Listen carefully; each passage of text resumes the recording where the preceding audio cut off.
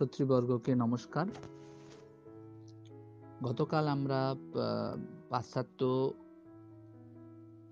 পাশ্চাত্যের শ্রেষ্ঠ দার্শনিক তথা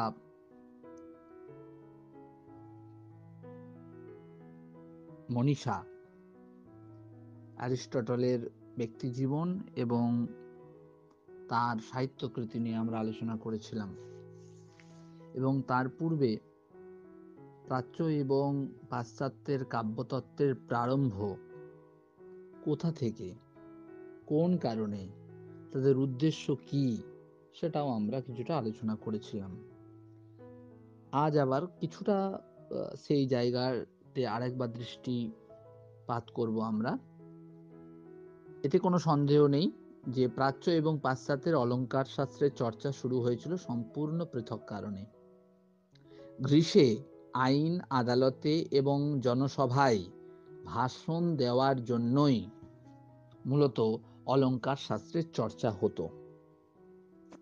সেক্ষেত্রে উদ্দেশ্য ছিল বিচারক বা শ্রোতাদের নিজের মতের প্রতি, নিজের দৃষ্টিভঙ্গির প্রতি, নিজের মতাদর্শের প্রতি, নিজের ইজিমের প্রতি আকৃষ্ট করা। কিন্তু ভারতে তথা প্রাচ্যে কবিদের কীর্তির বিশ্লেষণ এবং উঠতি কবিদের সাহায্য করাই কিন্তু মূল উদ্দেশ্য ছিল অলঙ্কার শাস্ত্র চর্চার। সেই হিসাবে আনন্দ প্রাপ্তি, অলৌকিক আনন্দ প্রাপ্তিটাই ছিল একমাত্র লক্ষ্য।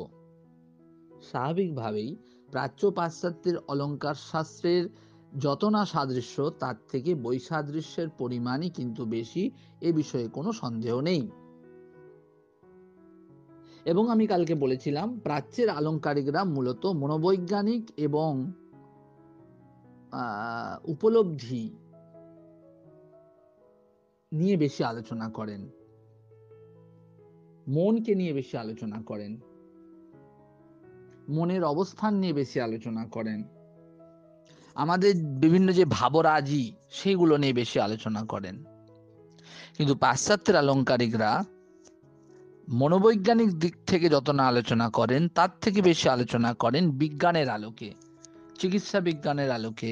শিল্প বিপ্লবের প্রভাবের দ্বারা পাশ্চাত্য নন্দনতত্ত্ব বা সাহিত্যতত্ত্ব বেশি ঋদ্ধ হয়েছে, বেশি প্রভাবিত হয়েছে। এটা কালকে আমরা আলোচনা করেছিলাম।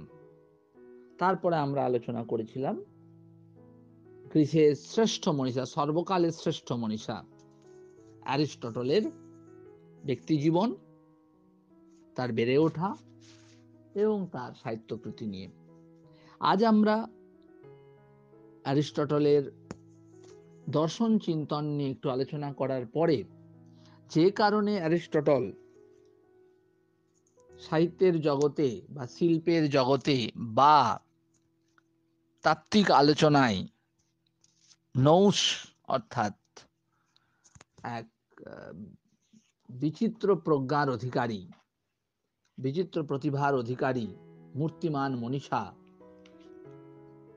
যে গ্রন্থের জন্য, সেটা হলো অ্যারিস্টটলের পোয়েটিক্স। সেই পোয়েটিক্সের বিষয়বস্তু নিয়ে আমরা আলোচনা করব। এবং নেটের সিলেবাসের মধ্যে অ্যারিস্টটল, সেখানে হিন্দি যে টার্মটা ব্যবহার করা আছে সেখানে অরস্তু শব্দটাকে ব্যবহার করা হয়েছে, তার ইংরাজি শব্দটা হচ্ছে অ্যারিস্টটল। তার হিন্দি কনভার্ট করে নেটের সিলেবাসে রাখা হয়েছে অরস্তু বলে। যে কারণে অ্যারিস্টটলকে নেটের সিলেবাসে স্থান দেওয়া হয়েছে, সেটা অবশ্যই পোয়েটিক্সের কারণে। সেটা আলোচনা করার পূর্বে আমরা অ্যারিস্টটল তো একজন যেমন বড় বিজ্ঞানী ছিলেন, একজন সেরকম বড় একজন দার্শনিক ছিলেন। অতএব অ্যারিস্টটলের দর্শন চিন্তা সম্পর্কে আমরা একটু আলোচনা করব। তারপরে আমরা তার পোয়েটিক্স নিয়ে আলোচনা করব। অ্যারিস্টটলের দর্শনে ঈশ্বরের অস্তিত্ব স্বীকৃত, এতে কোনো সন্দেহ নেই। কিন্তু সেই ঈশ্বর সাংখ্যের পুরুষের মতনই অসঙ্গ, নিষ্ক্রিয় এবং চৈতন্য স্বরূপ।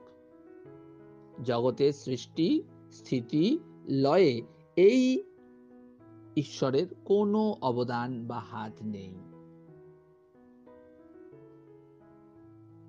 অর্থাৎ অ্যারিস্টটলের দর্শনে সৃষ্টি স্থিতি লয় ঈশ্বর নিয়ন্ত্রিত নয়। বস্তু নিজের ধর্ম অনুসারে পূর্ণ অভিব্যক্তির দিকে এগিয়ে চলে।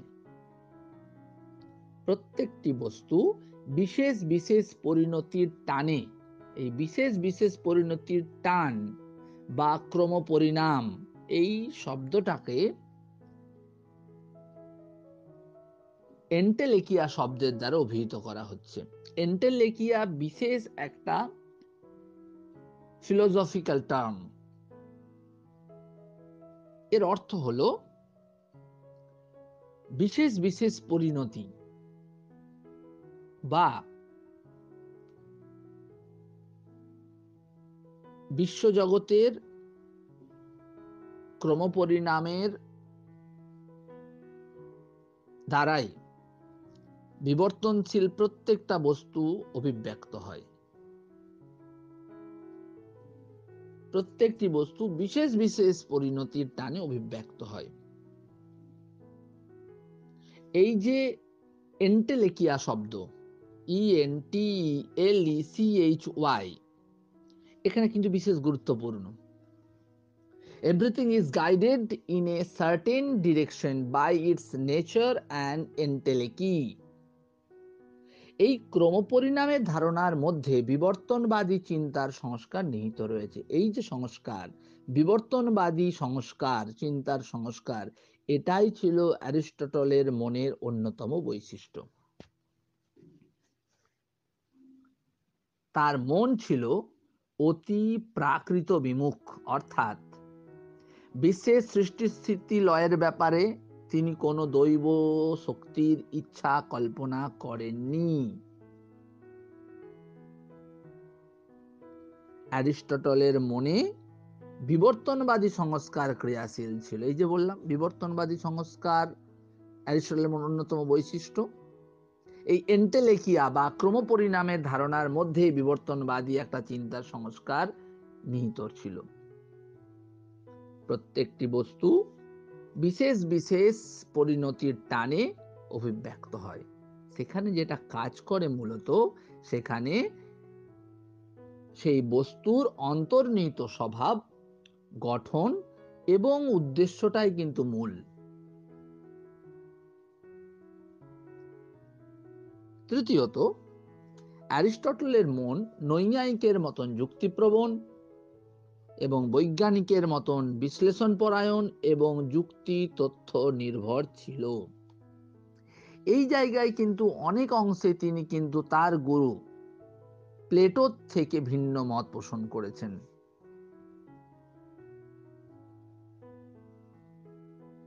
প্লেটো যেটা বলতেন, বিশ্বের সমস্ত বিশেষের মূলে রয়েছে সামান্য আইডিয়া। এই সামান্যের পরম আদর্শ ঈশ্বরের মনে বিরাজমান রয়েছে।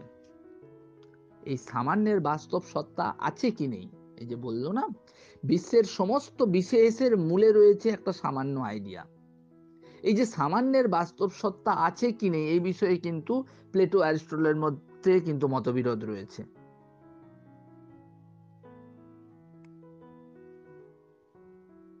অতএব অ্যারিস্টটল সবসময় বলতেন, এবং অ্যারিস্টটলের মতে বিশেষের আশ্রয়ে সামান্যের অভিব্যক্তি সম্ভব। তিনি বলতেন বিশেষের আশ্রয়ে সামান্যের অভিব্যক্তি সম্ভব।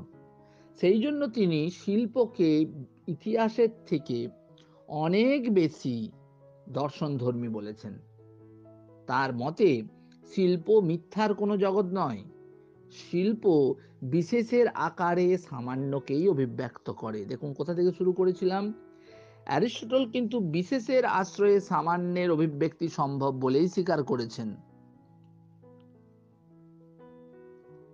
প্লেটো কিন্তু বলতেন বিশেষের মূলে রয়েছে সামান্য একটা আইডিয়া, কিন্তু ইনি বললেন বিশেষের দ্বারাই কিন্তু সামান্যের অভিব্যক্তি সম্ভব।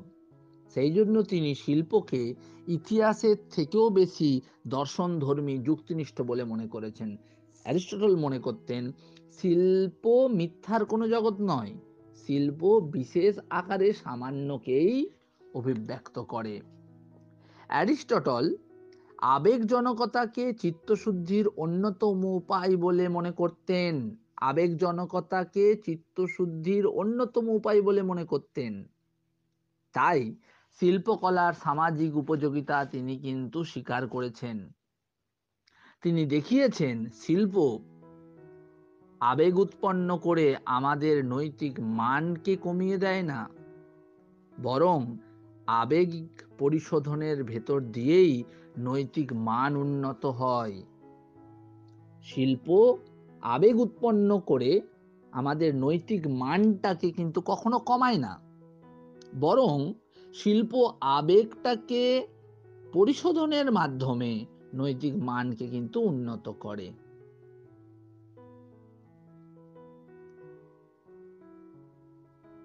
প্লেটো কিন্তু অতিপ্রাকৃত দৈব শক্তিকে স্বীকার করতেন, কিন্তু শিল্প রচনা হোক সাহিত্য রচনার ক্ষেত্রে। কালকেই বলেছিলাম তিনি সক্রেটিসের মত উদ্ধার করে বলেছিলেন যে কোন একটা দৈবী প্রেরণাতেই কিন্তু কবি বা শিল্পী তার শিল্প সৃষ্ট করে। অতএব প্লেটো কিন্তু অতিপ্রাকৃত দৈব শক্তির অস্তিত্বকে স্বীকার করেছেন।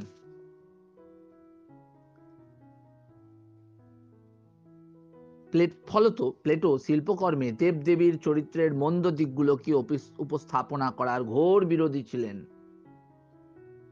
তাই তিনি তার আদর্শ রাষ্ট্রে হোমারকে পর্যন্ত স্থান দেওয়াতে কবিদের দেশ থেকে বিতাড়িত করবার পক্ষে ছিলেন, যেহেতু তিনি অতিপ্রাকৃত দৈব শক্তির অস্তিত্বকে স্বীকার করতেন। ফলে শিল্পকর্মে কিন্তু কোনো দেবদেবীর নেগেটিভিটি ক্যারেক্টার দেখানো যাবে না, এবং তিনি বলতেন আদর্শ রাষ্ট্রে কবিদেরকে বের করে দিতে হবে। তিনি বলতেন কবি মাত্রই একজন ভিখারি, সে আরেকজন ভিখারিনীকে বিয়ে করেছে এবং তাদের যে উৎপন্ন সন্তান সেও একজন ভিখারি হবে। কিন্তু অ্যারিস্টটলের মধ্যে কিন্তু অতিপ্রাকৃত দৈব শক্তির কোনো অবস্থান নেই। তিনি ঈশ্বরকে স্বীকার করেছেন, এতে কোনো সন্দেহ নেই। ঈশ্বরকে স্বীকার করেছেন, কিন্তু ঈশ্বরই এই সৃষ্টি স্থিতি লয় করেন, এতে তিনি কিন্তু এই মতে তিনি বিশ্বাস করতেন না। কারণ অ্যারিস্টটলের মধ্যে তার বাবার একটা সংস্কার, বৈজ্ঞানিক সংস্কার যেমন ছিল, সেই রকম তার গুরুর কাছ থেকেও কিছু দার্শনিক তত্ত্ব সংস্কারটা কিন্তু তার মধ্যে অনুস্যূত হয়েছিল। হতে পারে গুরুর সাথে বিভিন্ন জায়গায় তার মতবিরোধ হয়েছে। অ্যারিস্টটলের মধ্যে বৈজ্ঞানিক সংস্কার যেহেতু প্রবলতর, তার অ্যারিস্টটলের শিল্প চিন্তা নীতিবাগীতের গ্রাস থেকে মুক্ত ছিল। তিনি কিন্তু শিল্পের উৎকর্ষ বা অপকর্ষ বিচারে তিনি কিন্তু নৈতিক বা উপযোগিতার মূল্যকে কিন্তু বড় করে স্থান দেননি, নৈতিকতাকে কিন্তু অতটা স্থান দেননি। সেই জন্য প্রথমে বললাম অ্যারিস্টটলের শিল্প চিন্তা কিন্তু নীতির দ্বারা প্রভাবিত ছিল না, কারণ তার মধ্যে বৈজ্ঞানিক সংস্কার অনেক বেশি প্রবলতর ছিল। তিনি শিল্পের উৎকর্ষ বা অপকর্ষের ক্ষেত্রে কিন্তু নৈতিকতাকে বা উপযোগিতাকে বেশি গুরুত্ব কিন্তু তিনি দেননি। তাহলে আরেকবার আমরা অ্যারিস্টটলের দর্শন চিন্তাটা আরেকবার আমরা এই বিষয়ে আলোচনা করে নেব। অ্যারিস্টটল কিন্তু হতে পারেন প্লেটোর শিষ্য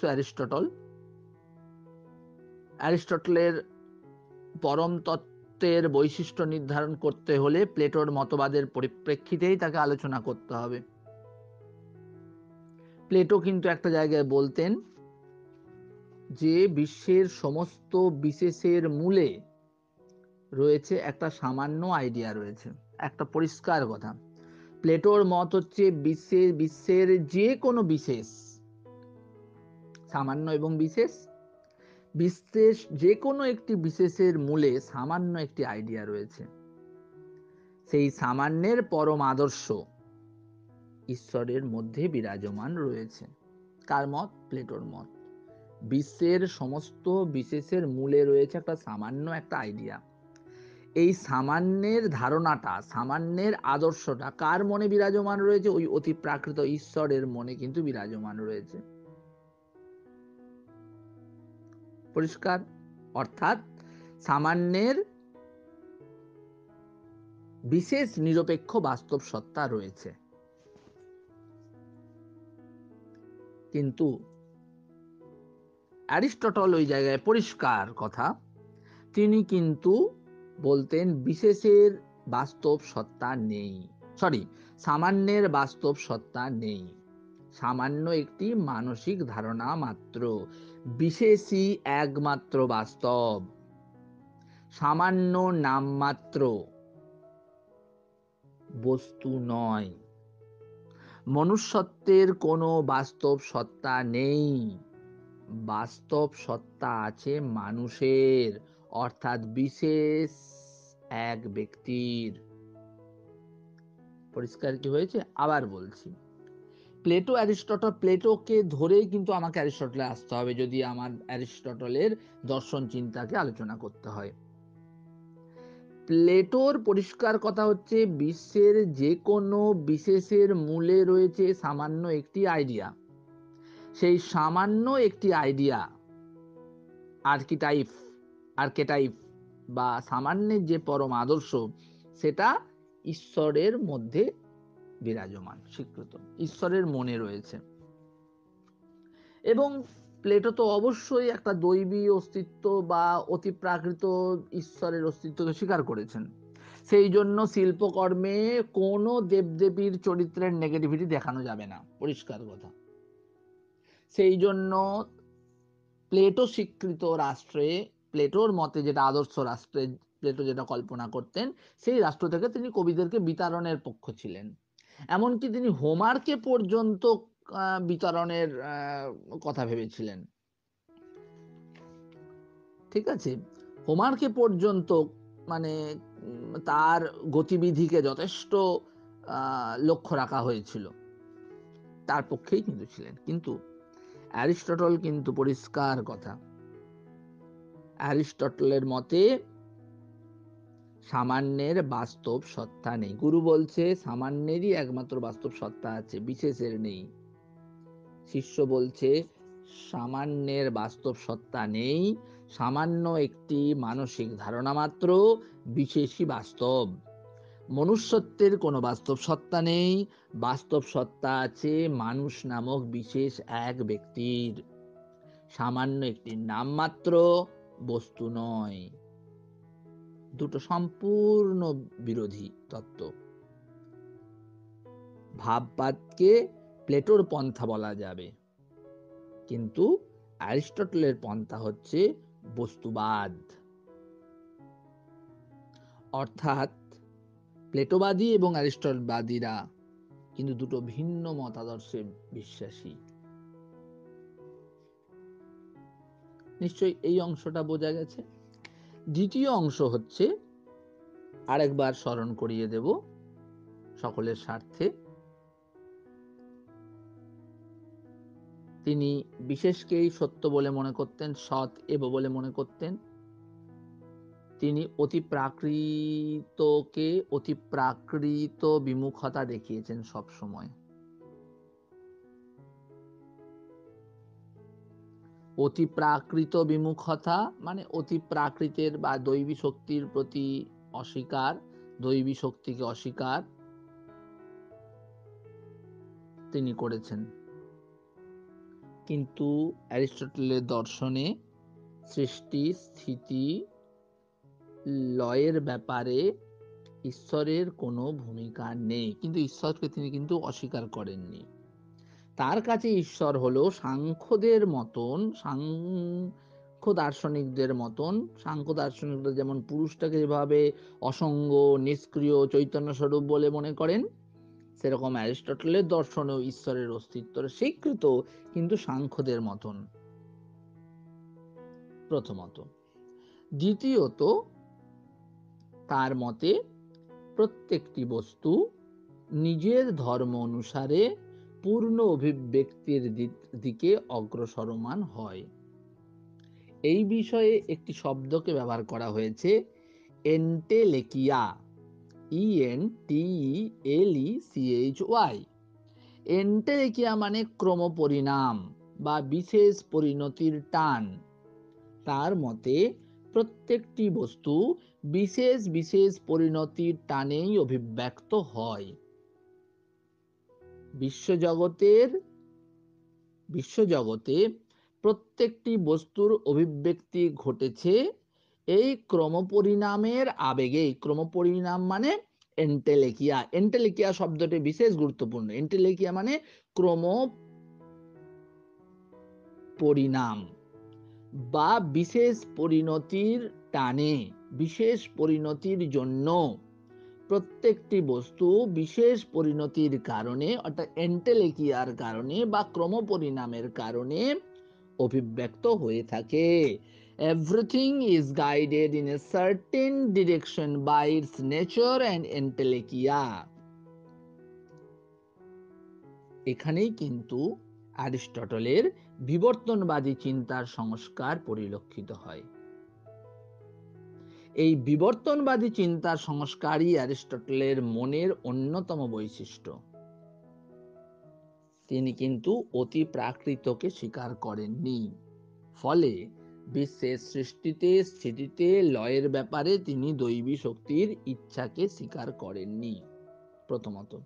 দ্বিতীয়ত, অ্যারিস্টটলের মন নৈয়ায়িকের মতন যুক্তিপ্রবণ যেমন ছিল, বৈজ্ঞানিকের মতন যুক্তি তথ্য নির্ভর এবং বিশ্লেষণ পরায়ণ ছিল। তৃতীয়ত, অ্যারিস্টটলের মনে বিবর্তনবাদী সংস্কার ক্রিয়াশীল ছিল। কেন? ওই এন্টেলেকিয়া, এই ক্রমপরিণামের ধারণা, যে কারণে প্রত্যেক বস্তু বিশেষ বিশেষ কারণে বিশেষ বিশেষ পরিণতির টানে বা এন্টেলেকিয়ার কারণে অভিব্যক্ত হয়, এর মধ্যে একটা বিবর্তনবাদী চিন্তার সংস্কার নিহিত ছিল অ্যারিস্টটলের মধ্যে। এই সংস্কারটাই কিন্তু অ্যারিস্টটলের মনের অন্যতম বৈশিষ্ট্য। তাই বললাম অ্যারিস্টটলের মনে বিবর্তনবাদী সংস্কার ক্রিয়াশীল ছিল। অ্যারিস্টটল সবসময় সামান্যকে স্বীকার করেননি। প্লেটো সামান্যকে পারমার্থিক সত্য বলেছেন, কিন্তু অ্যারিস্টটল বিশেষকে সত্য বলেছেন। অ্যারিস্টটলের মতে বিশেষের আশ্রয়ে সামান্যের অভিব্যক্তি হয়, বিশেষের দ্বারা সামান্যের অভিব্যক্তি হয়। তাই শিল্পকে তিনি ইতিহাসের থেকেও বেশি দর্শনধর্মী বলে স্বীকার করেছেন।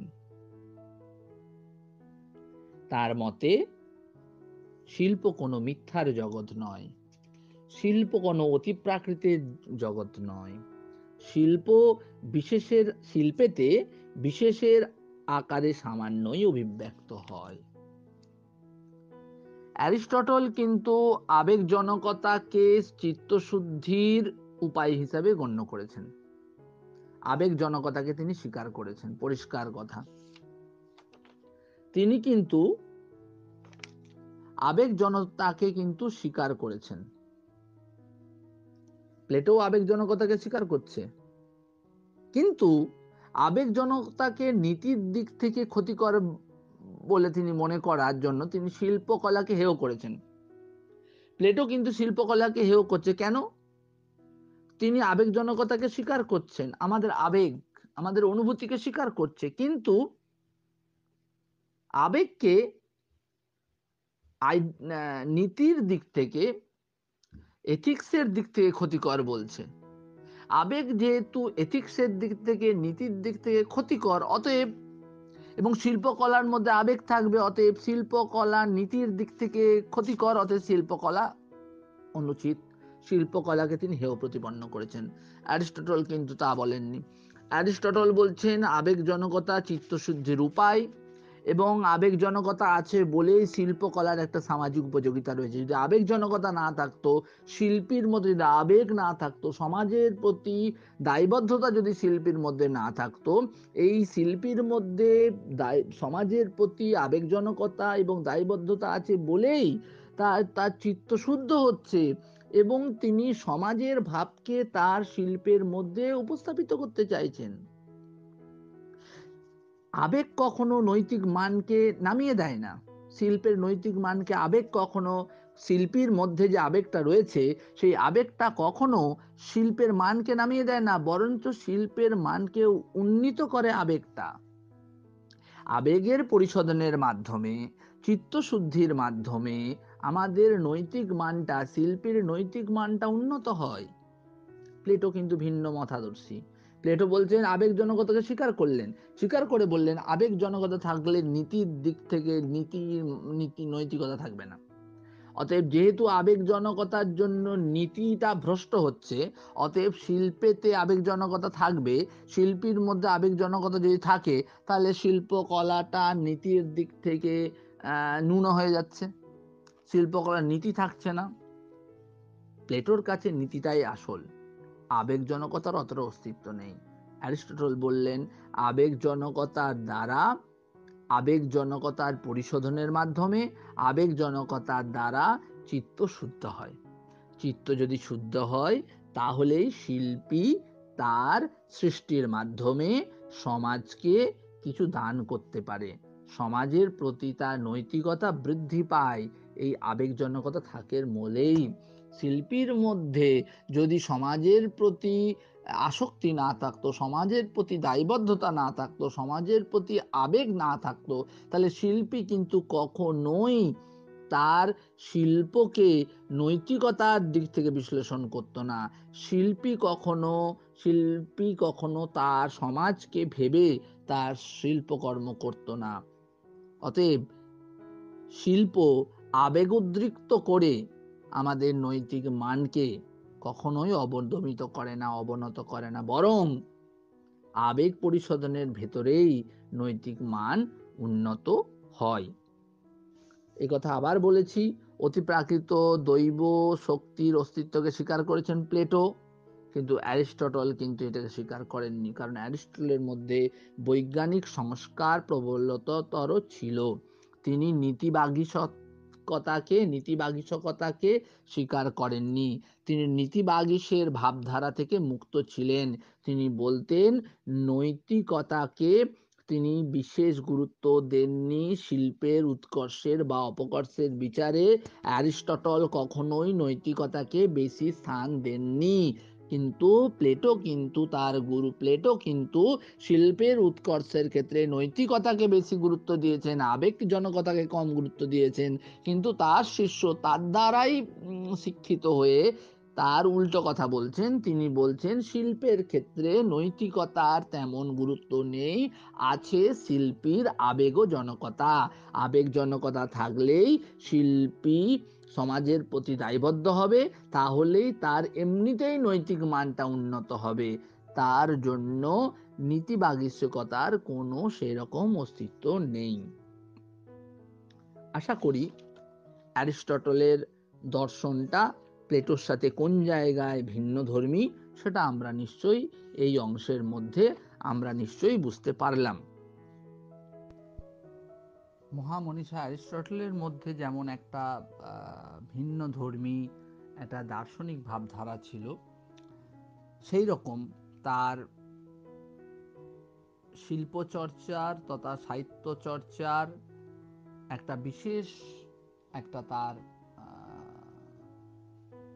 চিন্তন বা বিশেষ একটা ধ্যান ধারণা ছিল। সেই জায়গা থেকেই তিনি পোয়েটিক্স নামক গ্রন্থটি রচনা করেছিলেন। পোয়েটিক্স তার যে কাব্যতত্ত্বমূলক গ্রন্থ,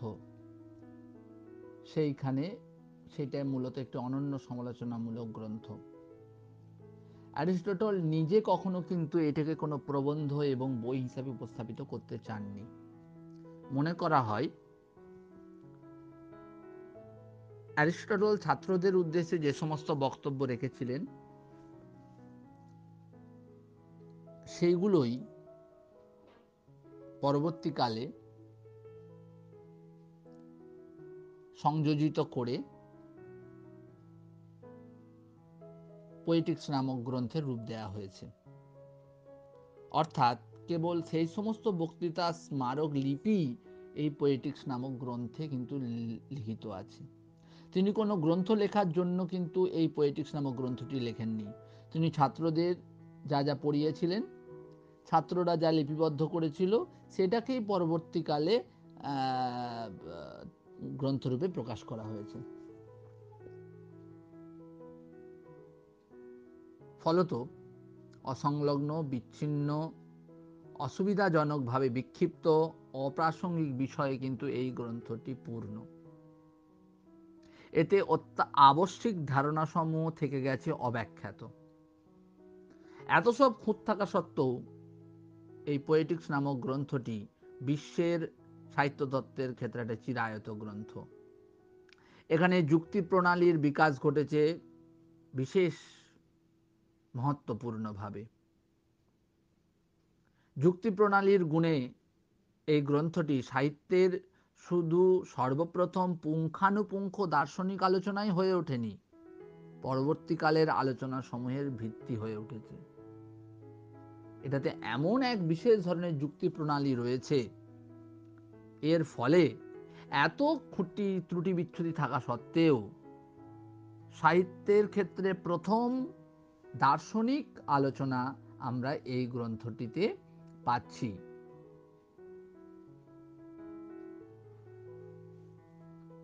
দার্শনিক প্লেটো অর্থাৎ তার গুরু অ্যারিস্টটলের গুরু নিজে একজন কবি ছিলেন, তাই তার কবি সত্তা দার্শনিক সত্তার সাথে সম্পৃক্ত ছিল।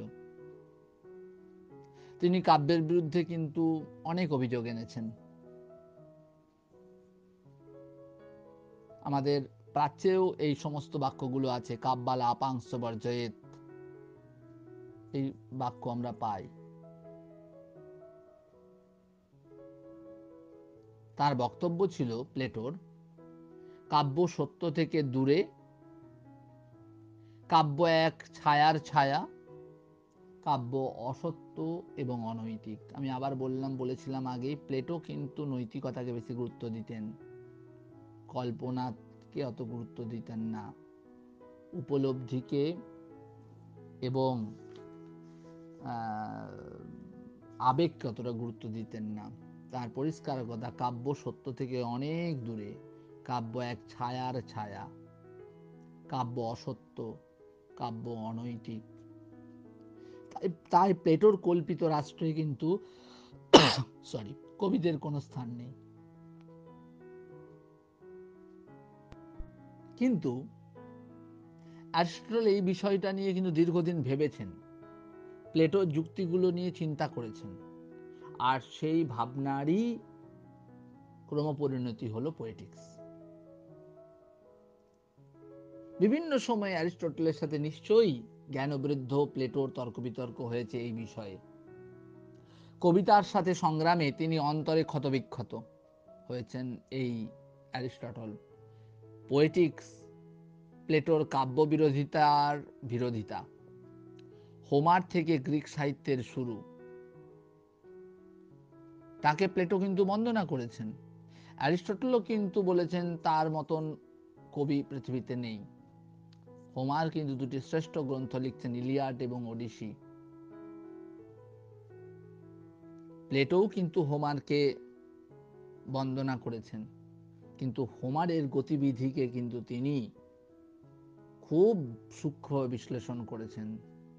তিনি কিন্তু তার আদর্শ রাষ্ট্রে, কল্পিত আদর্শ রাষ্ট্রে কবিদের কিন্তু স্থান দেননি। সেই প্লেটো হোক বা অ্যারিস্টটল হোক, সবাই কিন্তু হোমারের শ্রেষ্ঠত্ব কিন্তু সকলেই স্বীকার করেছেন। কাব্যতত্ত্বের সূত্রগুলি গ্রিক সাহিত্য জ্ঞান থেকে উদ্ভূত হয়ে বিশ্বজনীনতা লাভ করেছে, তবে এর মূলে অবশ্যই অ্যারিস্টটলের অন্তর্দৃষ্টি, বিশ্লেষণের প্রতিভা এবং সাহিত্যবোধের গভীরতা কথা স্বীকার করতে হয়। কাব্যতত্ত্বের আলোচনার প্রধান বিষয় ট্র্যাজেডি ও মহাকাব্য। প্লেটোর কথায় কাব্যের বিরোধিতার আভাস পাওয়া যায়। তিনি বলছেন, কাব্য সত্য থেকে 3 ধাপ দূরে। কাব্য হলো সত্য থেকে 3 ধাপ দূরে। সত্য হলো কতগুলো ভাব, বস্তু জগৎ হচ্ছে তারই অনুকরণ। কার মত? প্লেটোর মত। কাব্যের আবেদন মনের দুর্বলতার কাছে, মনের শ্রেষ্ঠত্বের কাছে নয়। সেই জন্যই কাব্য আমাদের বুদ্ধি, যুক্তি, চিন্তাকে বিনষ্ট করে। কাব্য সমাজ জীবনের আদর্শের বিরোধী। অ্যারিস্টটল প্লেটোর প্রত্যেকটি মতকে কিন্তু গভীরভাবে ভেবেছেন এবং ব্যাখ্যা করার চেষ্টা করেছেন। প্লেটোর চিন্তা জগৎকে আশ্রয় করেই অ্যারিস্টটলের কাব্য চিন্তার জগৎ গড়ে উঠেছে। অ্যারিস্টটলের কাছে এই প্রত্যক্ষ জগৎ সত্য, কোনো মায়া নয়। তার মতে কাব্য মূল থেকে 3 ধাপ দূরে নয়। কাব্য আমাদের আবেগকে জন্মায়, চিন্তাকে উদ্বেলিত করে, উত্তেজিত করে, কিন্তু কাব্য সত্য, বিশ্বজনীন সত্য। মানুষকে জানবার এবং বুঝবার পক্ষে সাহিত্য এবং কাব্যের মূল্য অপরিসীম। কাব্য বাস্তব জীবনের ভালো মন্দ বিচারের মানদণ্ড। কাব্যই হচ্ছে বাস্তব জীবনের ভালো মন্দ বিচারের মানদণ্ড। অর্থাৎ প্রত্যেকটি ক্ষেত্রেই এটা মাথায় রাখতে হবে, অ্যারিস্টটলের কাব্যচিন্তার ভিতটা কিন্তু আলোচনা কিন্তু করছেন কোন জায়গা থেকে। অ্যারিস্টটল যে জায়গায় কাব্যের বিরোধিতা করছেন, সাহিত্যের বিরোধিতা করছেন, সেই জায়গা থেকেই কিন্তু তার আলোচনাটা শুরু হচ্ছে অ্যারিস্টটলের। অ্যারিস্টটলের কাব্যতত্ত্বের বৈশিষ্ট্যগুলো হচ্ছে, শিল্প হচ্ছে অনুকরণ। শিল্প হচ্ছে একটা অনুকরণ। আমরা অনুকরণ তত্ত্ব নিয়ে অবশ্যই আলোচনা করব, যেটাকে উনি বলছেন আর্ট ইজ এ মাইমেসিস। শিল্প হচ্ছে অনুকরণ। এই অনুকরণ কাব্য, সঙ্গীত, নৃত্য, চিত্র, ভাস্কর্য সমস্ত কলার সামান্য ধর্ম। এই সকল কলার মধ্যে রীতি ও বিষয়ের বৈশিষ্ট্যের ফলে ব্যক্তিগত পার্থক্য ঘটে। শিল্পে শিল্পে পার্থক্য হয় কিসের কারণে? ওই অনুকরণের মাধ্যমে, বিষয়ে এবং পদ্ধতিতে। অ্যারিস্টটলের কাব্যতত্ত্বের 1 নম্বর বৈশিষ্ট্য, শিল্প হচ্ছে অনুকরণ, মাইমেসিস। এই মাইমেসিস একটা সামান্য ধর্ম, সমস্ত কলার সামান্য ধর্ম। সেটা কাব্য হতে পারে, সঙ্গীত হতে পারে, নৃত্য হতে পারে, চিত্র হতে পারে, ভাস্কর্য হতে পারে। একটা শিল্পের সাথে আর একটা শিল্পের পার্থক্য কোন জায়গায়? এই অনুকরণের মাধ্যমেই। 2 নম্বর কাব্যতত্ত্বের বৈশিষ্ট্য, কাব্যের উদ্ভব ও বিকাশ ট্র্যাজেডি এবং কমেডির মাধ্যমে।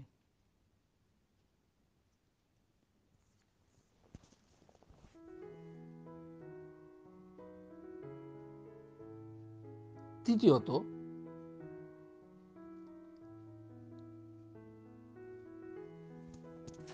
ট্র্যাজেডি একটি শিল্প বিশেষ। এই ট্র্যাজেডি নামক শিল্পের 6টি অঙ্গ: কাহিনী, চরিত্র, অভিপ্রায়, ভাষা, সঙ্গীত ও দৃশ্য। ট্র্যাজেডি একটি শিল্প, এর 6টি অঙ্গ: কাহিনী, চরিত্র, অভিপ্রায়, ভাষা, সঙ্গীত ও দৃশ্য। 4 নম্বর, কাহিনীর গঠন, কাহিনীর ঐক্য, কাহিনীর শ্রেণীবিভাগ, কাহিনীর গঠন প্রত্যেকটি কিন্তু গুরুত্বপূর্ণ উপাদান ট্র্যাজেডির ক্ষেত্রে। কাহিনীর গঠন থাকবে, গাঠনিক দিক থেকে একটা বিষয় থাকবে কাহিনীর। কাহিনীর মধ্যে ঐক্যতা থাকবে, কাহিনীর শ্রেণীবিভাগ থাকবে, কাহিনীর গঠনের আবশ্যিক কিছু উপাদান থাকবে। ট্র্যাজেডি বহিরঙ্গ। ট্র্যাজেডির পরিণামে আবেদন, করুণা, ভীতির উদ্বোধন এবং আবেগের পরিশোধন হয়। ট্র্যাজেডির মাধ্যমে, ট্র্যাজেডির একটা আবেদন রয়েছে, পিটি এবং ফিয়ার। ট্র্যাজেডির মূল বৈশিষ্ট্য হচ্ছে পিটি এবং ফিয়ার। তাই পাশ্চাত্যের যে কোনো গ্রন্থ, সে শেক্সপিয়ারের যে কোনো গ্রন্থে কিন্তু ট্র্যাজেডি বেশি দেখতে পাই। সেখানে কিন্তু মিলনান্তক নয়। প্রাচ্যের সমস্ত নাটক গ্রন্থগুলি মিলনান্তক, কিন্তু পাশ্চাত্যের যে কোনো নাটক, শেক্সপিয়ারের যে কোনো নাটক, সেগুলো হচ্ছে সব বিয়োগান্তক। সেখানে মূল বৈশিষ্ট্য হচ্ছে ট্র্যাজেডির যে বৈশিষ্ট্য পিটি এবং ফিয়ার। সেখানে দেখানো হয় একজন সৎ ব্যক্তির যদি এই রকম পরিণতি হয়, তাহলে যারা অসৎ ব্যক্তি তাদের কিরকম পরিণতি হবে। এর মাধ্যমেই কিন্তু পাশ্চাত্যের ট্র্যাজেডির বৈশিষ্ট্যগুলো বিশ্লেষিত হয়। এর মাধ্যমে আমাদের আবেগের পরিশোধন হয়। 7 নম্বর বৈশিষ্ট্য, তিনি ট্র্যাজেডির ক্ষেত্রে চরিত্রকে স্বীকার করেছেন। চরিত্রের লক্ষ্য হচ্ছে চরিত্রের সার্থকতা, আর অভিপ্রায়ের একটা নির্দিষ্ট সংজ্ঞা রয়েছে। তিনি কাহিনী, চরিত্র 3 নাম্বার ক্ষেত্রে অঙ্গ হিসাবে ট্র্যাজেডির অভিপ্রায়কে স্বীকার করেছেন, মানে যাকে আমরা বলি বিবক্ষা। বিবক্ষার একটা, কবির একটা বিবক্ষা, একটা অভিপ্রায়, একটা নির্দিষ্ট বৈশিষ্ট্য রয়েছে। অভিপ্রায়ের সাথে কবির বিবক্ষার সাথে ট্র্যাজেডির একটা সম্পর্ক রয়েছে। ট্র্যাজেডির ভাষা এবং ভাষার ব্যবহার এবং রীতিগত দিক থেকে বৈশিষ্ট্য রয়েছে। তিনি মহাকাব্যের আকৃতি প্রকৃতি ট্র্যাজেডির সাথে তুলনা এবং করে মহাকাব্যের আকৃতি প্রকৃতি বিশ্লেষণ করলেন, ট্র্যাজেডির সাথে মহাকাব্যের বৈশিষ্ট্য নিয়ে আলোচনা করলেন, দিয়ে মহাকাব্যের থেকেও ট্র্যাজেডি যে শ্রেষ্ঠ সেটাকে বিশ্লেষণ করলেন।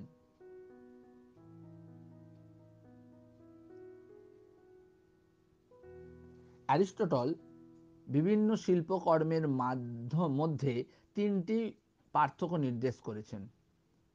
একটা বিষয়, একটা হচ্ছে মাধ্যম, এবং একটি হচ্ছে পদ্ধতি। অ্যারিস্টটলের মতে সাহিত্য সত্য, সত্য থেকেই আনন্দের উৎপন্ন হয়।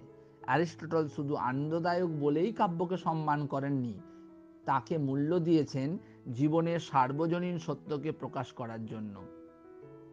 অ্যারিস্টটলের পোয়েটিক্সে কমেডিকে তিনি ট্র্যাজেডির সাথে স্বীকার করেছেন, কিন্তু ট্র্যাজেডির মতন কমেডি নিয়ে অত আলোচনা করেননি। এমনও হতে পারে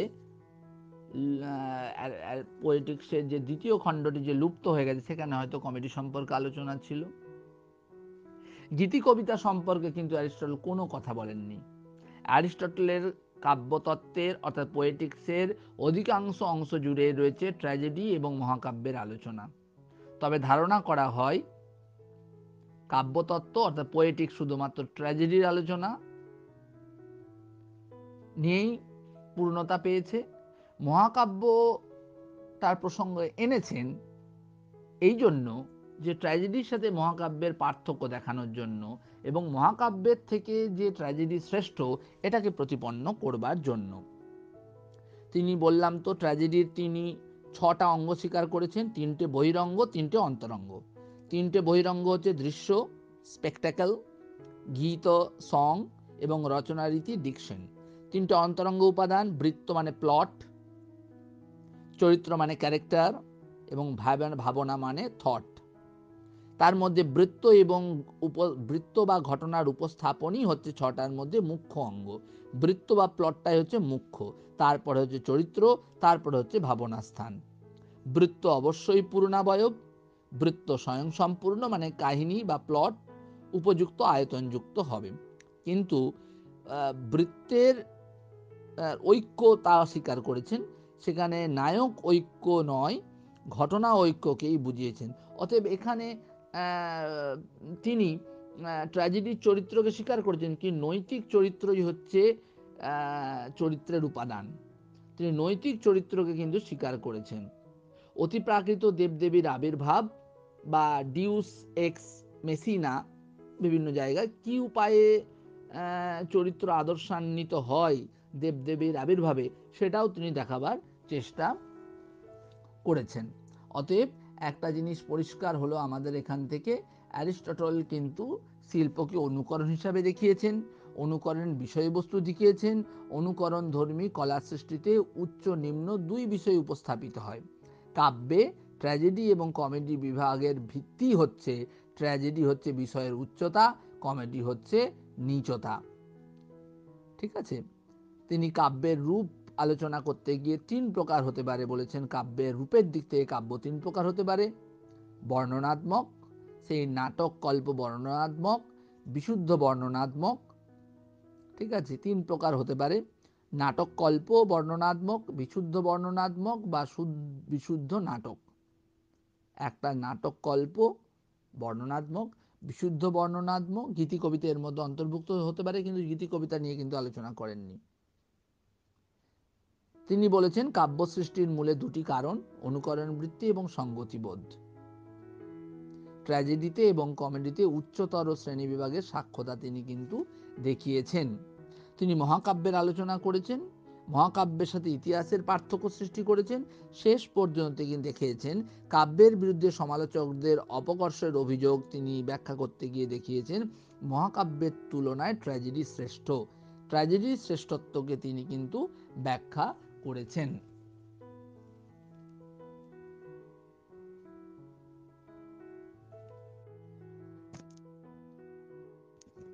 অ্যারিস্টটলের মতে ট্র্যাজেডি ও মহাকাব্যের গঠন একই রূপ, তবে ট্র্যাজেডি নাটকীয়, মহাকাব্য বর্ণনাত্মক। ট্র্যাজেডিতে রয়েছে দৃশ্যসজ্জা, এটা সাধারণভাবে লিখিত হয় বিভিন্ন ছন্দে, কিন্তু মহাকাব্যে ব্যবহৃত হয় একটি মাত্র ছন্দ। মহাকাব্যের সব অঙ্গ ট্র্যাজেডিতে রয়েছে, কিন্তু ট্র্যাজেডির সব অঙ্গ কিন্তু মহাকাব্যতে নেই। কাজেই পোয়েটিক্স, অ্যারিস্টটলের পোয়েটিক্স এক অর্থে ট্র্যাজেডিরই বিভিন্ন তত্ত্ব সমাহার। কিন্তু পোয়েটিক্স গ্রন্থের মধ্যে অ্যারিস্টটল নানা বক্তব্য উদ্ধৃত করেছেন, যা শিল্পচিন্তার ইতিহাসে অত্যন্ত গুরুত্বপূর্ণ। সৌন্দর্য সম্পর্কে অ্যারিস্টটল বললেন, সৌন্দর্য নির্ভরশীল আয়তন ও সৌষম্যের ওপরে। আয়তনের অতিব্যাপ্তি ও অব্যাপ্তি দুই সৌন্দর্যের ক্ষেত্রে বাধা। আয়তন সম্পর্কে অ্যারিস্টটল বলেছেন, আয়তন আমাদের ইন্দ্রিয়ের সীমার দ্বারা নিয়ন্ত্রিত। আয়তন বলতে বুঝতে হবে সমগ্রতার একটি ধারণা। তিনি শিল্পের বিভিন্ন অঙ্গের মধ্যে জৈবিক ঐক্যের কথাও বলেছেন, যদিও এক অর্থে তার পোয়েটিক্স ট্র্যাজেডি তত্ত্বেরই নামান্তর, তবে বৃহত্তর অর্থে কাব্যতত্ত্ব শিল্প নির্মাণের কৌশল মাত্র। আমরা আগেই বললাম ট্র্যাজেডি 6টা অঙ্গ, তার মধ্যে 3টি বহিরঙ্গ, 3টি অন্তরঙ্গ। অন্তরঙ্গের মধ্যে প্রধান দুটো হচ্ছে, একটা হচ্ছে কাহিনী বা বৃত্ত বা প্লট, আর একটা হচ্ছে চরিত্র। আর 3 নাম্বারটা হচ্ছে অন্তরঙ্গের মধ্যে হচ্ছে ভাবনা। এর মধ্যে বৃত্ত বা কাহিনী হচ্ছে এই ট্র্যাজেডির প্রধান অঙ্গ, তারপরে হচ্ছে চরিত্র, তারপরে হচ্ছে ভাবনা। এই যে কাহিনী এবং চরিত্র, এই কাহিনী এবং চরিত্রের সম্পর্কে অ্যারিস্টটলের দুটি মূল সূত্র হচ্ছে অনিবার্যতা এবং সম্ভাব্যতা। অর্থাৎ বৃত্তের বা কাহিনী বা প্লটের যে বৃত্তটা সবসময় একক হবে, যে বৃত্তটা সবসময় পূর্ণাবয়ব বিশিষ্ট হবে, স্বয়ংসম্পূর্ণ হবে, এবং যে বৃত্ত বা কাহিনী বা প্লটটা উপযুক্ত আয়তনযুক্ত হবে, সেই যে বৃত্ত বা কাহিনী তার প্রত্যেকটি ঘটনা, চরিত্রের প্রত্যেকটি আচরণ কাহিনীর ভেতর থেকেই কিন্তু উৎপন্ন হবে। বাইরে থেকে কোনো কিছু এসে চাপিয়ে দিলে কিন্তু চলবে না। কাহিনীর ভেতর থেকেই কিন্তু চরিত্রের প্রত্যেকটি আচরণ, কাহিনীর প্রত্যেকটি ঘটনা, চরিত্রের প্রত্যেকটি চরিত্রের আচরণ কাহিনীর অন্তর্নিহিতভাবেই, কারণ কাহিনী বা বৃত্তের অংশগুলো পরস্পরের সাথে ইন্টাররিলেটেড। সেই জন্য উনি বৃত্ত শব্দটাকে একক হিসাবে ব্যবহার করেছেন। একক বলতে ঘটনার ঐক্য, অর্থাৎ প্রত্যেকটি ঘটনা পরস্পরের সাথে সম্পৃক্ত। সেই জন্যই বলছি যে বাইরে থেকে কোনো কিছু এসে চাপিয়ে দিলে চলবে না, কিন্তু কাহিনীর ভেতর থেকেই কিন্তু অন্তর্নিহিতভাবেই প্রত্যেকটি চরিত্রের আচার আচরণ বা কাহিনীর যে প্রত্যেকটি ঘটনা কিন্তু কাহিনীর ভেতর থেকেই কিন্তু আসবে। বাইরে থেকে গৌণভাবে কোনো কিছু চাপিয়ে দিলে কিন্তু চলবে না। তিনি কাহিনী বলতে এখানে কিন্তু গল্পকে বলেছেন। কাহিনী বলতে তিনি কিন্তু গল্পকে বলেছেন, যাকে ইংরেজিতে বলি আমরা প্লট। এই যে কাহিনী বা প্লট বা বৃত্ত, যেটাকে আমরা বলছি একক বলছি, যেটাকে আমরা বলছি ঘটনার ঐক্য বলছি, যেটাকে পূর্ণাবয়ব বলছি, যেটাকে স্বয়ংসম্পূর্ণ বলছি, যেটা উপযুক্ত আয়তনযুক্ত বলছি, সেই বৃত্ত বা কাহিনী বা প্লটটাই হলো ট্র্যাজেডির প্রধান অঙ্গ। বলা যেতে পারে কাহিনী হলো ট্র্যাজেডির আত্মা। তবে বর্তমান সময়ে অনেকে কিন্তু চরিত্রকে কিন্তু প্রাধান্য দিয়েছেন। সাহিত্যের বিচারের ক্ষেত্রে কিন্তু একটি বিষয় কিন্তু অ্যারিস্টটল বারবার দৃষ্টি আকর্ষণ করেছেন তার পাঠকদের, তার ছাত্রদের। কারণ আমি বলেছিলাম যে অ্যারিস্টটলের এই পোয়েটিক্সটা কোনো স্বয়ংসম্পূর্ণ গ্রন্থ নয়। তিনি তার ছাত্রদের উদ্দেশ্যে, তার একাডেমিতে ছাত্রদের উদ্দেশ্যে যা যা পড়িয়েছিলেন, ছাত্ররা যা নোট করেছিল, সেইটাকেই পরবর্তীকালে প্রকাশিত করা হয়েছে। ফলে সেগুলো অসঙ্গতিপূর্ণ, কোনোটার সাথে কোনোটার অনেকটা সাযুজ্য নেই, এইরকম দেখতে পাওয়া যায়। কিন্তু এইটাই কিন্তু পৃথিবীর শ্রেষ্ঠ সাহিত্য সমালোচনার গ্রন্থ।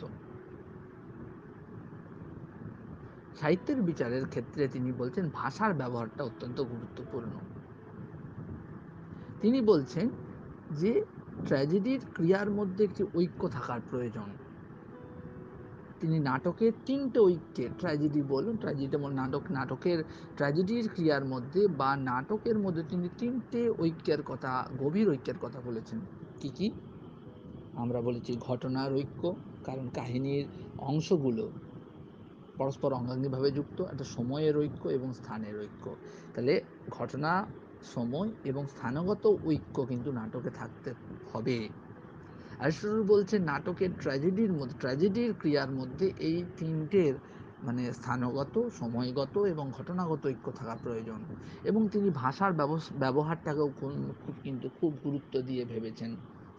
ভাষার ব্যবহারটাকে কিন্তু ভাষা সম্পর্কে সচেতন এবং সতর্কভাবে তিনি তার কাব্যতত্ত্বে অর্থাৎ পোয়েটিক্স গ্রন্থে একটা বিরাট বড় অংশ ভাষা নিয়ে আলোচনা করেছেন, কিন্তু ভাষার ব্যবহার নিয়ে আলোচনা করেছেন। এবং বলছেন তিনি নাটকের ক্ষেত্রে ৩টে ঐক্য অবশ্যই থাকবে। ঘটনাগত ঐক্য, কারণ তিনি কাহিনীকে, আবার বলছি বারবার, একক বলছেন। এককের ৩টি ঐক্য থাকবে। এই যে একক বলছেন, একক বলতে নায়ক ঐক্য নয়, কিন্তু ঘটনার ঐক্য তিনি গুরুত্বপূর্ণ সবচেয়ে। নাটকে কিন্তু ঘটনার ঐক্য যেমন দরকার, সময়ের ঐক্য তেমন দরকার, স্থানগত ঐক্য তেমন দরকার। এরপরে যে জায়গাটা নিয়ে অত্যন্ত পরবর্তীকালে সাহিত্য সমালোচকরা আলোচনা করেছেন, সেটা হচ্ছে এই অ্যারিস্টটলের যে বিষয়টা অত্যন্ত জটিল হয়ে দাঁড়িয়েছে, সেইটা হচ্ছে তার কাব্যতত্ত্বের ক্ষেত্রে। অ্যারিস্টটলের কাব্যতত্ত্বের ক্ষেত্রে কিন্তু ক্যাথারসিস নামক একটি শব্দ বারবার করে আসছে। আমরা তো ইতিপূর্বে তো বলেই দিয়েছি যে অ্যারিস্টটল মূলত যা আলোচনা করছেন তা নাটক নিয়ে আলোচনা করেছেন। অ্যারিস্টটলের মতে নাটক দৃশ্যকাব্য বলে এখানে অসম্ভবের স্থান নেই, এভরিথিং ইজ পসিবল হিয়ার। তিনি ইতিহাসের চেয়েও কাব্যকে আরও বেশি গুরুত্বপূর্ণ করেছেন। Art is more philosophical than history, এই শব্দটা তিনি ব্যবহার করেছেন। কারণ ইতিহাসে কেবলমাত্র অনুষ্ঠিত ঘটনাবলীকেই যাচাই করা হয়, প্রয়োগ করা হয়। কাব্যে ঘটে যাওয়া সমস্ত ঘটনাবলী কিন্তু পরবর্তীকালে বিশিষ্ট হয়ে ওঠে। যা ঘটেছে তাও যেমন কাব্য, ভবিষ্যতে যা ঘটবে তাও কিন্তু কাব্য। অতএব কাব্যটাকে তিনি ইতিহাসের থেকে আরও ফিলোসফিক্যাল বলেছেন। অ্যারিস্টটল যেহেতু নাটককে বেশি গুরুত্ব দিয়ে, অ্যারিস্টটলের যা আলোচনা নাটককে কেন্দ্র করে, কিন্তু তিনি তার গ্রন্থে অর্থাৎ পোয়েটিক্স গ্রন্থে কাব্যের দোষের কথা স্বীকার করেছেন। অনেক সময় কবি কোনো কথা ব্যক্ত করতে চেয়েছেন কিন্তু প্রকাশ করতে পারছেন না। এমন দেখা যায় অনেক সময় কবি যার বিবক্ষা, সেটাকে তিনি প্রকাশ করতে পারছেন না। এটাকে আকস্মিক অজ্ঞতাবশত ত্রুটি বলা যায়। কিন্তু অ্যারিস্টটল বলছেন নাটক দৃশ্যকাব্য হওয়ায়, নাটক দৃশ্যকাব্য বলে, দৃশ্যাত্মক বলে, রূপারূপাত্ম রূপকম, ঠিক আছে, দৃশ্যকাব্য বলে, ইন্দ্রিয়গ্রাহ্য বলে, এখানে অসম্ভবের কোনো স্থান নেই। এবং তিনি ইতিহাসের চেয়েও কাব্যকে বেশি গুরুত্বপূর্ণ স্থান করেছেন। আর্ট ইজ বা literature is more philosophical than history. অ্যারিস্টটলের দর্শনের মূল গুরুত্বপূর্ণ দিক তো অবশ্যই ট্র্যাজেডি, সেটা আমরা বলেছি। কারণ গ্রিক নাটকগুলো মূলত কিন্তু ট্র্যাজেডি নির্ভর। কিন্তু ভারতীয় আদর্শে লৌকিক সুখ, দুঃখ, বেদনা সব কিছুই আনন্দের দিকে যাত্রা করে। ভারতীয় বা প্রাচ্যের তত্ত্বে এখানে বিয়োগান্তের কোনো স্থান নেই। এইখানে একটি গুরুত্বপূর্ণ শব্দের প্রসঙ্গ আসবে, যেটা নিয়ে পরবর্তীকালে সাহিত্য সমালোচকরা অনেক আলোচনা করেছেন।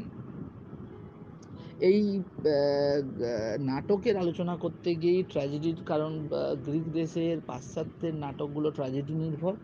ট্র্যাজেডির আলোচনা করতে গিয়ে তিনি একটি বাক্য ব্যবহার করেছেন, though pity and fear effecting proper purgation of these emotions. এই বাক্যটাকে তিনি ব্যবহার করেছেন। এই প্রসঙ্গে যে কারণে ব্যবহার করছেন সেটা হচ্ছে সবচেয়ে গুরুত্বপূর্ণ জিনিস, সেটা হচ্ছে ক্যাথারসিস। এইটা নিয়ে কিন্তু অ্যারিস্টটলের এই শব্দবন্ধটাকে ব্যবহার করেছেন। এই শব্দবন্ধটা কিন্তু খুবই গুরুত্বপূর্ণ। ক্যাথারসিস মানে আবেগের শুদ্ধিকরণ, তোমার মধ্যে যে আবেগটা রয়েছে তার শুদ্ধিকরণ, মানসিক পরিশোধন। ঠিক আছে? এই ক্যাথারসিস শব্দটা কিন্তু যাকে বলছি ভাবমোক্ষণ বা আবেগের শুদ্ধিকরণ, এই ক্যাথারসিস বা ভাবমোক্ষণ কিন্তু চিকিৎসা বিজ্ঞানের সাথে সম্পৃক্ত।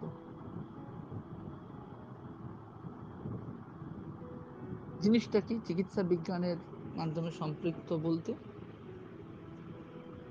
একটা জিনিস ভেবে দেখো, আমাদের আমি প্রথমেই বলেছিলাম পাশ্চাত্যের অলঙ্কার তত্ত্ব, কাব্যতত্ত্ব, চিকিৎসা বিজ্ঞান নির্ভর, শিল্প বিপ্লবের দ্বারা প্রভাবিত। ওরা কি দেখাচ্ছে? ওরা দেখাচ্ছে একটা আমাদের শরীরে একটা ফোড়া হয়েছে, সেই ফোড়ার দেখবে একটা মুখ থাকে, শরীরের মধ্যে বর্জ্য পদার্থ জমে জমে ফোড়াটা হয়। যতক্ষণ না পর্যন্ত ফোড়াটা বাস্ট করে ততক্ষণ শরীরে একটা যন্ত্রণা, একটা কটকট কটকট একটা কষ্ট হয়, সেটা মুখ দিয়ে ব্যক্ত করা যায় না। সেই রকম মানুষের মধ্যে বিভিন্ন ভাব, একজনের প্রতি বিভিন্ন ক্ষোভ, ক্ষমা, হিংসা, তার মধ্যে ক্রোধ জমতে জমতে জমতে জমতে জমতে জমতে একটা মানে ওইরকম বর্জ্যপদার্থ জমে যেরকম একটা স্তূপ পরিণত হয়, সেরকম আমাদের মনের মধ্যেও কিছু কিছু ভাবরাজি, কারুর বিষয়ে ক্রোধ হতে পারে, কারুর বিষয়ে ক্ষোভ হতে পারে, এমন জায়গায় পৌঁছেছে আমি তাকে প্রকাশ করতে পারছি না, কিন্তু মনে একটা একটা অস্বস্তি হচ্ছে, যেমন ফোড়া হলে যেমন হয়। যখনই ফোড়াটা ফেটে গেল, মুখটা ফেটে গেল, একটা স্বস্তির নিঃশ্বাস পেলাম। একইভাবে যখন এই ভাবরাজিগুলো যখন বাস্ট করে গেল, আমরা বলি না অনেক সময় মনের মধ্যে একজনের প্রতি প্রচণ্ড ক্ষোভ ছিল, বলতে পারছিলাম না, প্রকাশ করতে পারছিলাম না, এক সময় সেটা যখন ফেটে গেল, যখন আমি সেটা প্রকাশ করে সেই সময় প্রচণ্ড তাকে হয়তো অপমান করে দিলাম, গালাগাল করে দিলাম, একটা মনে যাক আমার একটু স্বস্তির নিঃশ্বাস পেলাম। ওরা কিন্তু দেখো এই মনস্তাত্ত্বিক বিষয়টাকে কিন্তু চিকিৎসা বিজ্ঞানে ফোড়া দিয়ে ব্যাখ্যা করছে। ওরা কি বলছে? ওরা বলছে যে পিটি এবং ফিয়ার দুটো শব্দকে ওরা ব্যবহার করছে। ওরা বলছে ক্যাথারসিস জিনিসটা কি, এই নিয়ে বিভিন্ন তার সাহিত্য সমালোচকরা বিভিন্নভাবে ব্যাখ্যা করেছে। অ্যারিস্টটল ক্যাথারসিস শব্দটিকে চিকিৎসাশাস্ত্র থেকে গ্রহণ করে সন্দেহ নেই। ক্যাথারসিস বলতে রেচন অর্থেই ব্যবহার করেছেন, তাতেও সংশয় নেই। ক্যাথারসিস শব্দটিকে অ্যারিস্টটল চিকিৎসা শাস্ত্র থেকে ব্যবহার করেছেন, এতেও কোনো সংশয় নেই। ক্যাথারসিস বলতে রেচন অর্থেই ব্যবহার করেছেন, এতেও কোনো সংশয় নেই। কিন্তু একথা ঠিক নয় যে চিকিৎসা শাস্ত্রে রেচন অর্থে যে রেচন শব্দটি বা রেচন ক্রিয়াটি যে উদ্দেশ্যে প্রযুক্ত হয়, সেই উদ্দেশ্যে কিন্তু ট্র্যাজেডির ঘটনাগুলো প্রদর্শিত হয় না। সেই উদ্দেশ্যে কিন্তু ট্র্যাজেডির ঘটনাগুলো কিন্তু প্রদর্শিত হয় না।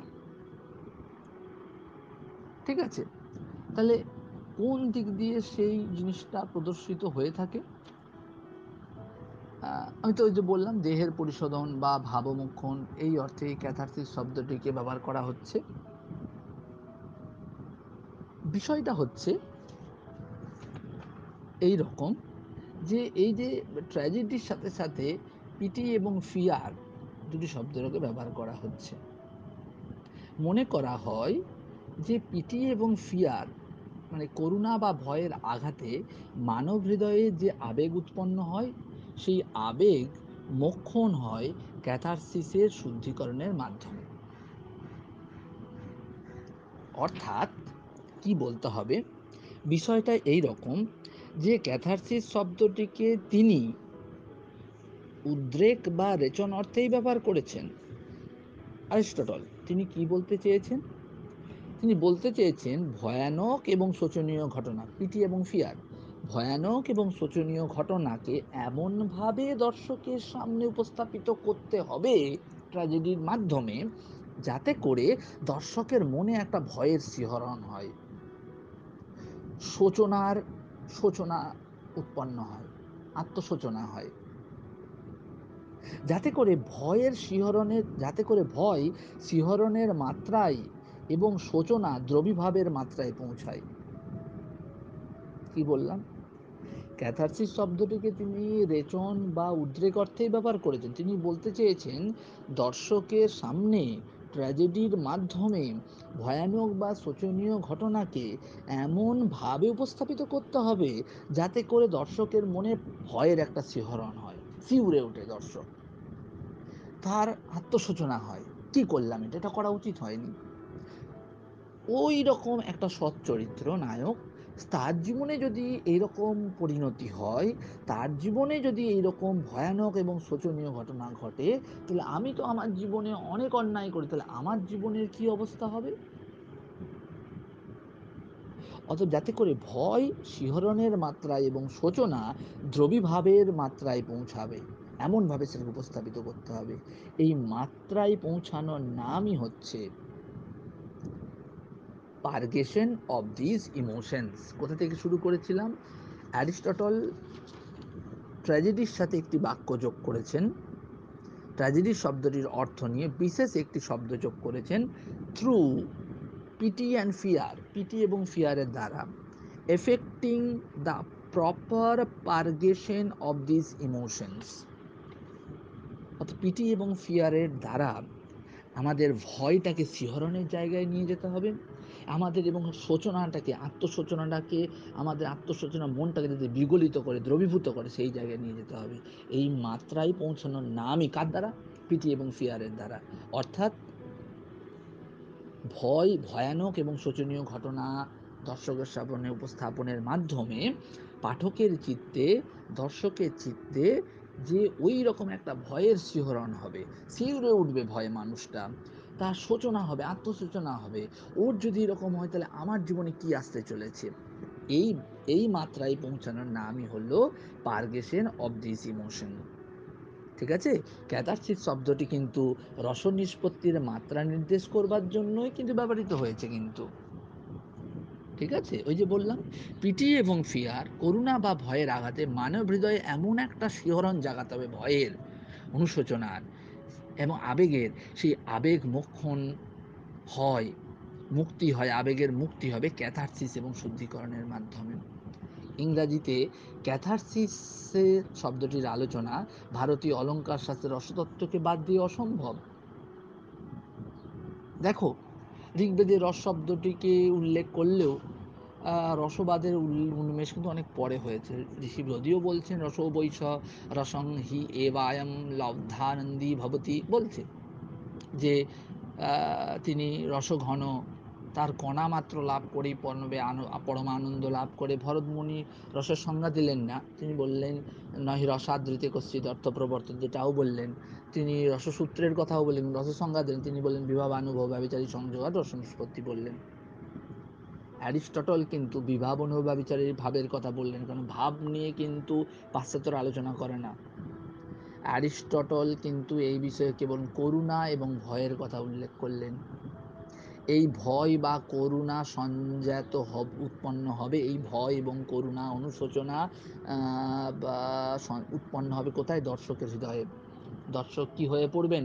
ওই নাটকের ওই ট্র্যাজেডির অভিনয় দেখে দর্শক কিন্তু করুণার্দ্র হয়ে উঠবেন, দর্শকের মনটা বিগলিত হবে, দর্শকের হৃদয়টা বিগলিত হবে, দর্শক অনুশোচনা করবে, দর্শক করুণায় আর্দ্র হয়ে পড়বে।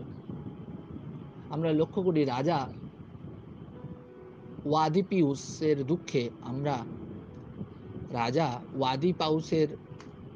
দুঃখে আমরা অভিভূত হই। কেন? কারণ রাজা ওয়াদিপিউসের চরিত্রটা এমন একটি, তার জীবনে এই রকম করুণা এবং ভয়ের মাত্রা এমন পর্যায়ে নিয়ে গিয়েছে, পিটি এবং ফিয়ারটাকে এমন পর্যায়ে নিয়ে গিয়েছে যার ফলে দর্শকের মনেও কিন্তু একটা ভয়ের শিহরণ জেগেছে, দর্শকও ভয় পাচ্ছে, ওর যদি এমন হয় আমার তাহলে কি হবে। এইভাবেই মানুষকে তারা সচেতন করতে চেয়েছে।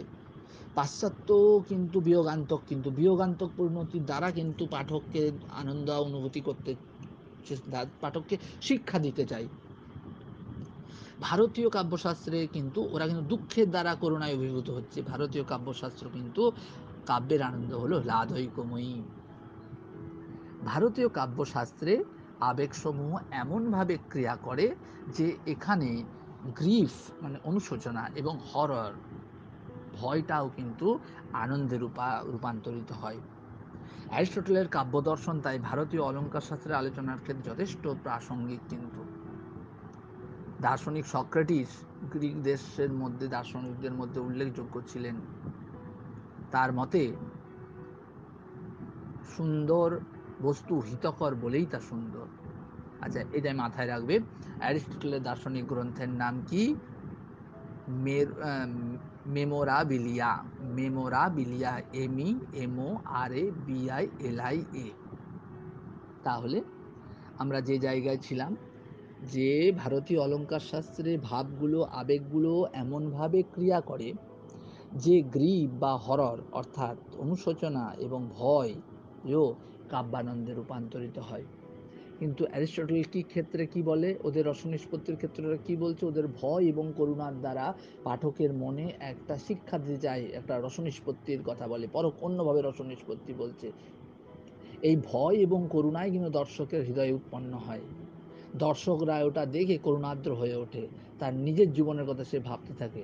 আমরা দেখেছি রাজা ওয়াদিপিউসের দুঃখে কিন্তু আমরা অভিভূত হচ্ছি করুণায়। কিন্তু কিন্তু ভারতের কাব্যশাস্ত্রে আনন্দ কিন্তু হ্লাদৈকময়ী, একটাই আনন্দ, সেখানে করুণা ভয়ের জায়গা নেই, একটি অখণ্ড একটি আনন্দ।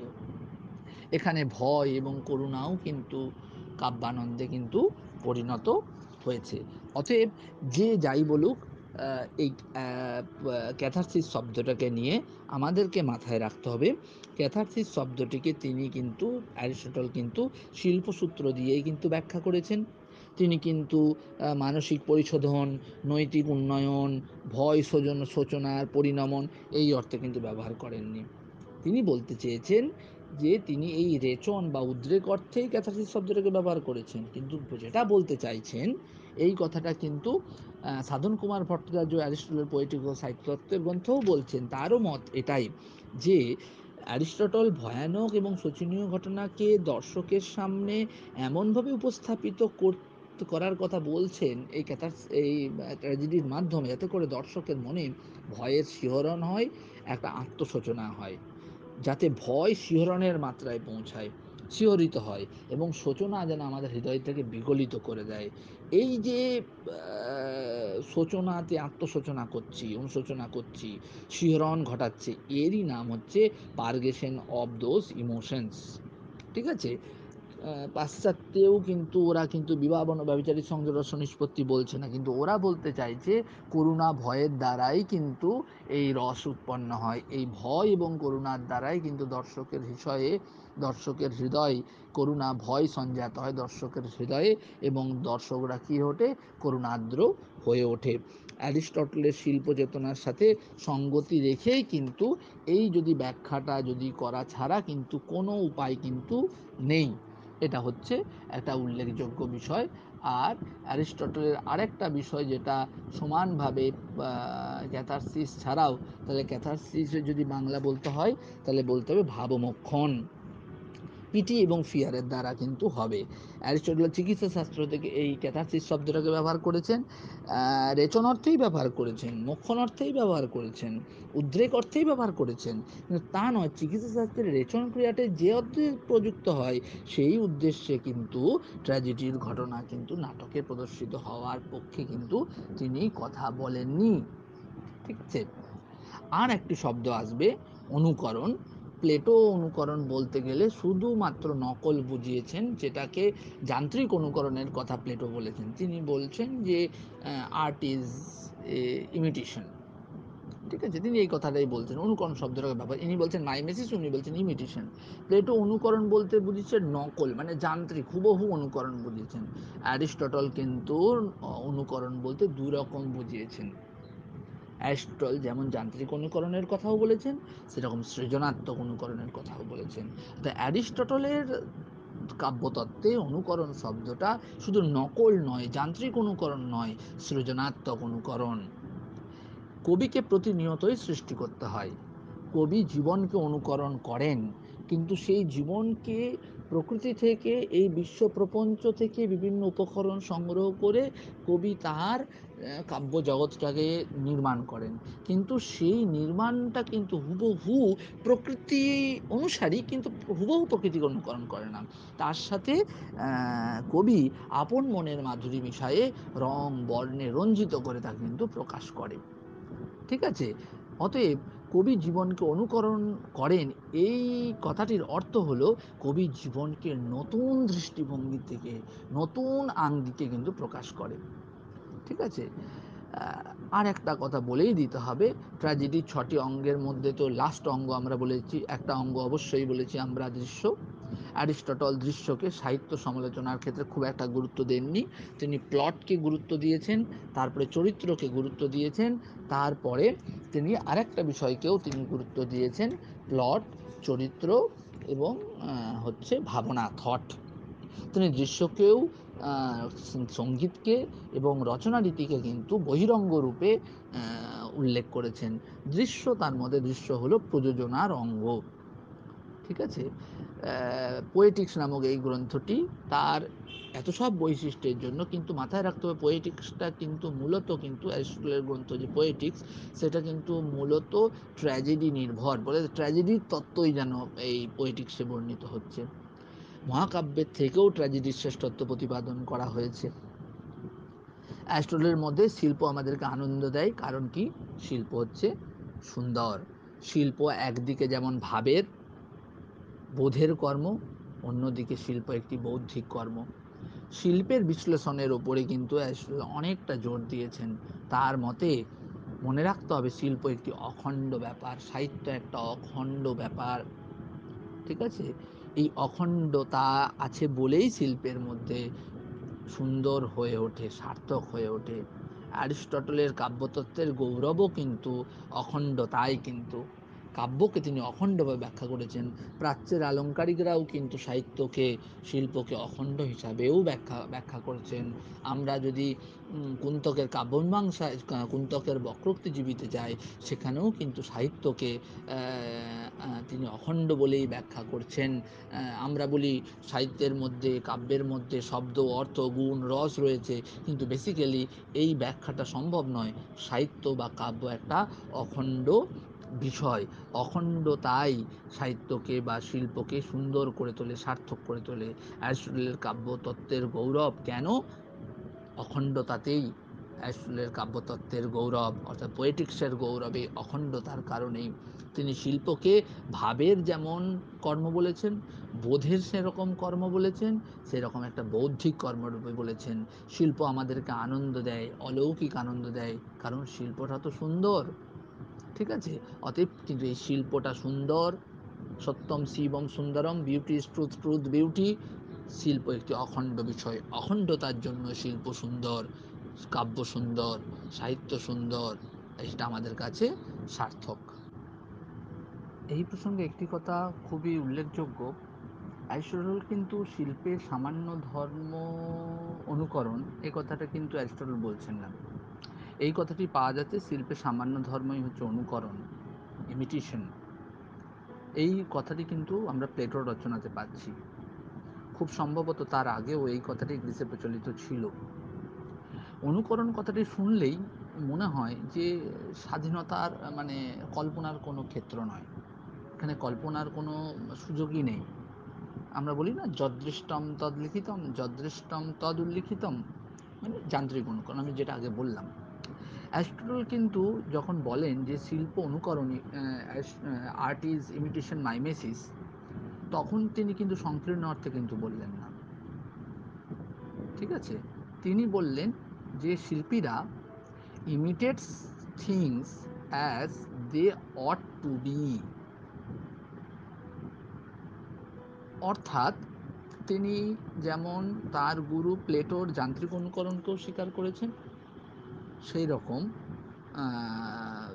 সৃজনাত্মক অনুকরণকেও স্বীকার করছেন। তার ক্ষেত্রে কিন্তু প্লেটোর মতন তার অনুকরণের সংজ্ঞা কিন্তু সংকীর্ণ নয়। তাই তো তিনি বলছেন শিল্পীরা imitates things as they ought to be. এবং তিনি শৈল্পিক অনুকরণের বিষয় শুধুমাত্র বাহ্যরূপ মাত্র নয়, অনুকরণের তিনটে বিষয়। কি কি? চরিত্র, আবেগ এবং ক্রিয়া। এগুলো হচ্ছে অভ্যন্তরীণ বিষয়। চরিত্র, আবেগ এবং ক্রিয়া, এগুলো হচ্ছে প্রত্যেকটাই হচ্ছে অনুকরণের আভ্যন্তরীণ ব্যাপার। শিল্পের সামগ্রী হচ্ছে মূল বস্তু। শিল্পের সামগ্রী কি? মূল বস্তু কি শিল্পের ক্ষেত্রে? মানব জীবন।